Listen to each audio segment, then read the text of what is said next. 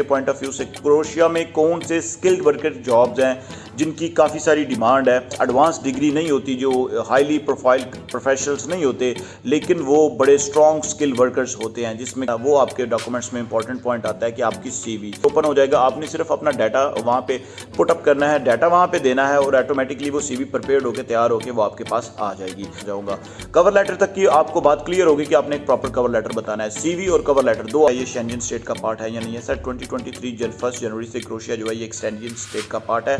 Hello guys, welcome to my YouTube channel, welcome to another interesting vlog. एक नई informative interesting video लेके मैं आप लोगों के पास आया हूँ। इस वीडियो में हम लोग जिन पॉइंट्स को डिस्कस करने जा रहे हैं, जिस टॉपिक के ऊपर बात करने जा रहे हैं वो है जी Croatia job point of view से, क्रोएशिया के वीज़ा के पॉइंट ऑफ व्यू से, क्रोएशिया में कौन से स्किल्ड वर्कर जॉब्स हैं जिनकी काफ़ी सारी डिमांड है, और काफ़ी सारे ऐसे पॉइंट्स हैं जो कि इस वीज़ा की रिक्वायरमेंट से रिलेटेड है, इस जॉब की रिक्वायरमेंट से रिलेटेड है। डॉक्यूमेंट्स जिसे हम कहते हैं कि वो आपके पास कौन से होने चाहिए।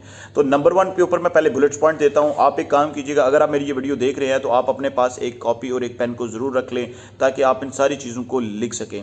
तो सबसे पहले हम अगर बात करते हैं तो जिस चीज़ की हम बात करते हैं उसमें मैं आप लोगों को ये बताता हूँ कि क्रोएशिया की जॉब रिक्वायरमेंट के बारे में कि कौन से लोग इस जॉब को लिए एलिजिबल हैं या अप्लाई कर सकते हैं। नंबर 1 तो सबसे पहले आते हैं इसमें वो वाले स्किल वर्कर्स जिनको हम लोग कहते हैं कि जिसको लेबर कैटेगरी में स्किल वर्कर कहते हैं, कि जिनके पास एडवांस डिग्री नहीं होती, जो हाईली प्रोफाइल प्रोफेशनल्स नहीं होते, लेकिन वो बड़े स्ट्रॉन्ग स्किल वर्कर्स होते हैं, जिसमें कंस्ट्रक्शंस के वर्कर हैं, जिसमें मैसन्स आ जाते हैं, कारपेंटर आ जाते हैं, वेल्डर, टेक्नीशियन, और इसमें पेंट करने वाले लोग हैं जो बिल्डिंग्स को या फिर घरों को, फर्नीचर्स को पेंट वगैरह भी करते हैं, या फिर प्लम्बर। ये सबसे ज़्यादा हाईली डिमांड स्किल वर्कर्स हैं जिनकी सबसे ज़्यादा वहाँ पे रिक्रूटिंग की जा रही है इस टाइम पे। और जो मैंने बताया कि इतनी सारी जॉब्स वहाँ पे रिक्वायर्ड हैं, उसमें से मेजॉरिटी यही लोग हैं जिनकी डिमांड है इस वक्त, जो उन लोगों को चाहिए। अब इसकी जो कैटेगरी है वो अप्लाई करने का तरीकाकार क्या है, मैं उसके बारे में भी बात करता हूँ। इसके अलावा जो स्किल्ड वर्कर हैं, जो जिनके पास डिग्री या प्रोफेशनल्स है, वो कौन कौन से हैं उसमें सर होटल इंडस्ट्री के हैं लोग हैं जिन्होंने होटल एंड मैनेजमेंट के कोर्सेज वगैरह किए हुए हैं, और इसके अलावा वो लोग हैं जो लॉजिस्टिक्स के पॉइंट ऑफ व्यू से हैं, लोग वेयर हाउस को मॉनिटर करते हैं, स्टॉक कीपिंग और स्टोर कीपर्स वगैरह हैं जो लॉजिस्टिक्स की चीज़ों को देखते हैं। इसके अलावा सेल्स एंड मार्केटिंग के भी लोग उनको डिमांडेबल हैं, उनको चाहिए। इसके अलावा उनको वो लोग भी चाहिए जो सुपर मार्केट्स के फंक्शंस को रन भी करते हैं, जिसमें आप ये कह सकते हैं कि फ्लोर इंचार्ज और सुपर मार्केट में ऑर्डर टेकिंग सप्लायर्स के लोग, और अगेन लॉजिस्टिक्स डिपार्टमेंट के लोग भी इसमें रिक्वायर्ड हैं। इसमें इसके अलावा उन्होंने जिस एक ऐसे प्रोफेशन की भी डिमांड की हुई है जिसमें डॉक्टर्स और नर्सिंग का डिपार्टमेंट भी आ जाता है। तो ये वो सारे के सारे डिपार्टमेंट्स हैं। इसके अलावा भी मल्टीपल डिपार्टमेंट्स हैं जो उनको वहाँ पे चाहिए। अब यहाँ ये चीज़ तो ठीक है, यहाँ तक कि ये सारे के सारे उनको चाहिए। अब इसका अप्लाई करने का क्या तरीकाकार है और इसको कैसे हम लोग अप्लाई कर सकते हैं, वीज़ा कैसे ले सकते हैं, वहाँ पे पहुँचा कैसे जा सकता है, कौन से डॉक्यूमेंट रिक्वायर्ड है। तो वीडियो को सबसे पहले कंटिन्यू करने से पहले सर चैनल को सब्सक्राइब कर दीजिएगा। वीडियो यहाँ तक अच्छी लग रही है तो चैनल को लाइक भी कर दीजिएगा। वीडियो अच्छी लगेगी तो इसको प्लीज़ शेयर भी कीजिएगा उन लोगों तक जिनको इसकी ज़रूरत है। तो अब जब आप डॉक्यूमेंट्स को अप्लाई करने के लिए बात करते हैं तो सर सबसे पहले जिस डॉक्यूमेंट्स की हम बात करते हैं अप्लाई करने के पॉइंट ऑफ व्यू से, इसमें आपके पास सबसे इंपॉर्टेंट जो चीज़ आती है वो ये आती है कि आपके पास जो है ना वो आपके डॉक्यूमेंट्स हैं। ठीक है सर, जब हम डॉक्यूमेंट्स की बात करते हैं तो डॉक्यूमेंट्स में जो सबसे इंपॉर्टेंट पॉइंट आता है ना, वो आपके डॉक्यूमेंट्स में इंपॉर्टेंट पॉइंट आता है कि आपकी सीवी सर एक ऐसा इंपॉर्टेंट डॉक्यूमेंट होता है जिसके ऊपर आपकी सारी की सारी डिटेल होती है कि आप लोग किस जॉब के लिए अप्लाई करने जा रहे हो, उसमें आपका एक्सपीरियंस क्या है। तो इसको हम लोग कैसे कर सकते हैं, सबसे पहले आपको सीवी बनानी है यूरो फॉर्मेट में। अब यहाँ पे बहुत सारे लोगों के माइंड में ये क्वेश्चन आएगा कि सर यूरो फॉर्मेट क्या होता है। सर यूरो फॉर्मेट एक ऐसा फॉर्मेट है जो यूरोपियन यूनियन ने इंट्रोड्यूस किया गया है, यूरोपीय यूनियन ने बनाया है आपकी सीवी के पॉइंट ऑफ व्यू से। यहाँ पे एक और नया क्वेश्चन आ जाएगा कि सर इसको कैसे बनाएं, इसकी हमें समझ नहीं आती। तो सर आप गूगल पे जाइएगा, लिखिएगा यूरो फॉर्मेट, वहाँ पे यूरो फॉर्मेट से रिलेटेड आपके पास सीवी का स्ट्रक्चर ओपन हो जाएगा। आपने सिर्फ अपना डाटा वहाँ पे पुट अप करना है, डाटा वहाँ पे देना है और ऑटोमेटिकली वो सीवी प्रिपेयर्ड होकर तैयार होकर वो आपके पास आ जाएगी। फिर इसके साथ आपको एक चाहिए होगी कवर लेटर की ज़रूरत पड़ेगी, आपको एक कवर लेटर भी चाहिए होगा। सर वो जो कवर लेटर है वो आपको रिक्वायर्ड इसलिए होगा कि वो वाला जो कवर लेटर है, उस कवर लेटर के ऊपर आपने अपनी जॉब के बारे में बताना है जिस जॉब के लिए आप अप्लाई करने जा रहे हैं।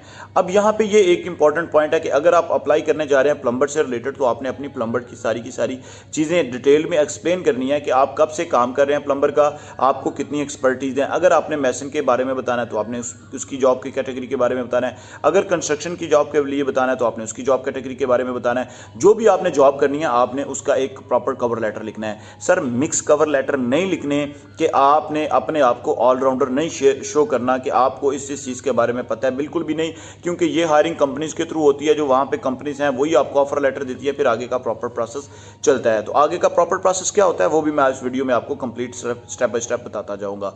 कवर लेटर तक की आपको बात क्लियर होगी कि आपने एक प्रॉपर कवर लेटर बताना है। सीवी और कवर लेटर दो आपके इंपॉर्टेंट डॉक्यूमेंट्स हैं।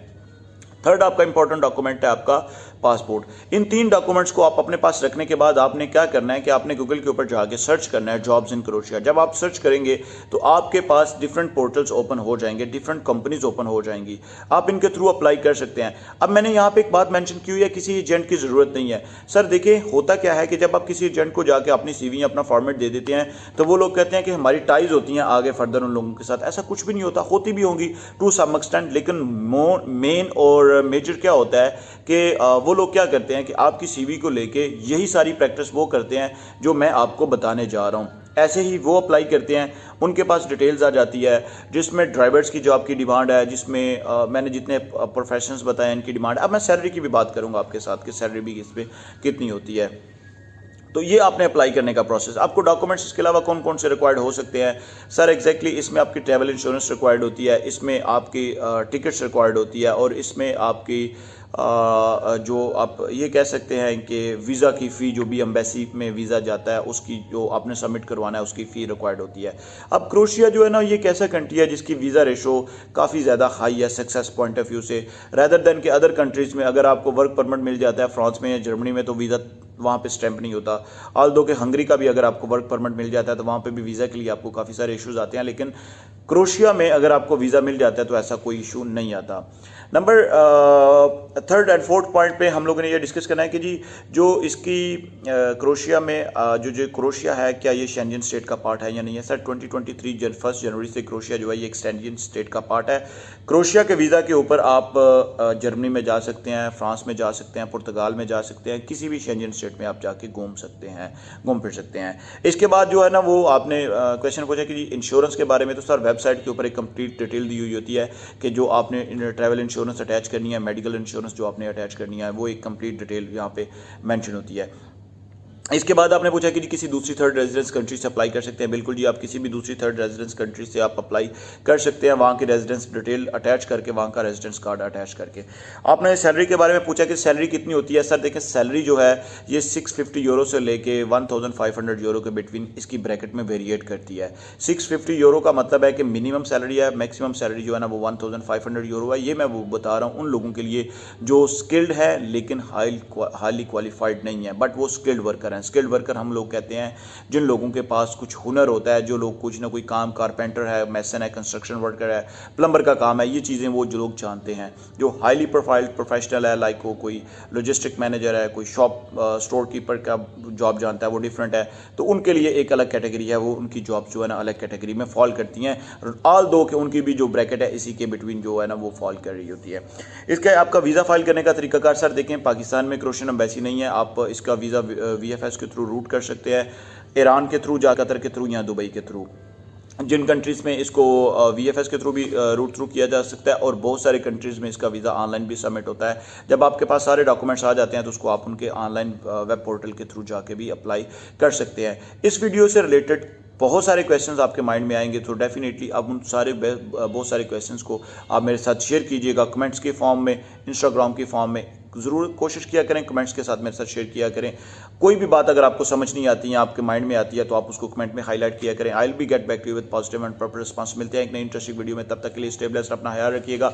नेक्स्ट वीडियो आ रही है सर हंगरी के बारे में, हंगरी के जॉब्स अवेलेबिलिटी के बारे में, और इंटरेस्टिंग बात मैं बताने जा रहा हूँ। हंगरी इस टाइम पे बहुत सारे वीज़े दे रहा है उन लोगों को जो उनकी डिमांड को पूरा कर रहे हैं। उनकी डिमांड्स क्या है, वीज़ा का रेशो क्या है, क्या करना चाहिए, लेके आ रहा हूँ एक नई इंटरेस्टिंग वीडियो। तब तक के लिए स्टे ब्लेस्ड।